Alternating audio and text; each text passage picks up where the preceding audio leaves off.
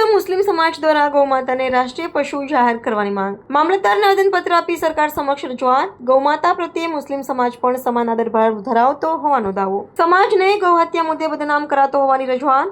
Rally કાઢી ગૌમાતાને રાષ્ટ્રીય પશુ જાહેર કરવાની માંગણી. સમસ્ત મેઘરજ મુસ્લિમ સમાજના આગેવાનો રહ્યા ઉપસ્થિત. માંગણી સરકાર સુધી પહોંચાડવા મામલતદારને કરાઈ વિનંતી. રિપોર્ટર નિખિલ ગાયકે. મારું નામ નસરુદ્દીન મકરાણી, મેઘરજ અરવલ્લી. આથી અમે બધા મુસ્લિમ સમાજ તરફથી ગાયને રાષ્ટ્રીય પ્રાણી તરીકે સરકારશ્રીને વિનંતી કરીએ છીએ કે લોકો અત્યારે દેશમાં ખરાબ વાતાવરણ ચાલે છે ગાયને લઈને, તે પ્રમાણે મુસ્લિમોનું મોમ મિસિંગ થાય છે અને નિર્દોષ માણસો મરી જાય છે. તે માટે મુસ્લિમ સમાજે આગેવાની લઈ અને તમામ સમાજના લોકોએ ભેગા થઈ અને મેઘરજ મામલતદાર સાહેબને આવેદનપત્ર આપ્યું છે. અને રાજ્ય સરકાર અને કેન્દ્ર સરકાર બંનેને અમારી ખાસ નમ્ર વિનંતી છે, જલ્દથી જલ્દ આના ઉપર કડક પગલાં લઈ અને નિર્દોષો બચી જાય અને જે આ કૃત્ય કરે છે એમને બહુ ખતરનાક સજા થાય એવી નમ્ર અપીલ છે અમારી સરકાર તરફથી.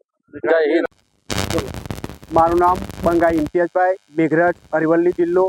આજના રોજ મામલતદાર સાહેબશ્રીને આવેદનપત્રમાં મેઘરજ તરફથી અને મુસ્લિમ સમાજ તરફથી અને ઓલ ઓવર ઇન્ડિયાના મુસ્લિમો તરફથી આવેદનપત્ર આપવામાં આવે છે કે ગાયને રાષ્ટ્રીય પશુ જાહેર કરવા વિનંતી. અને સાહેબશ્રીને અમે આવેદનપત્ર આપ્યું છે અને સાહેબશ્રી અમારી ડિમાન્ડ છે કે ભાઈ જલ્દથી જલ્દ આખા ભારતમાં ગાયને રાષ્ટ્રીય પશુ જાહેર કરી અને આ દેશમાં પ્રેમ, શાંતિ, એકતા કાયમ માટે જળવાઈ રહે તે માટે અમારી વિનંતી છે. અને જે ફસાદો થતા હોય, જે કંઈ મગજમારી થતી હોય અને કોઈ સમાજનું દિલ દુખતું હોય એ કાયમ માટે સંપૂર્ણપણે બંધ થાય એવી અમારી રાજ્ય સરકારને, સેન્ટ્રલ ગવર્મેન્ટને વિનંતી છે કે જલ્દથી જલ્દ જેમ બને તેમ ગાયને રાષ્ટ્રીય પશુ જાહેર કરવા વિનંતી.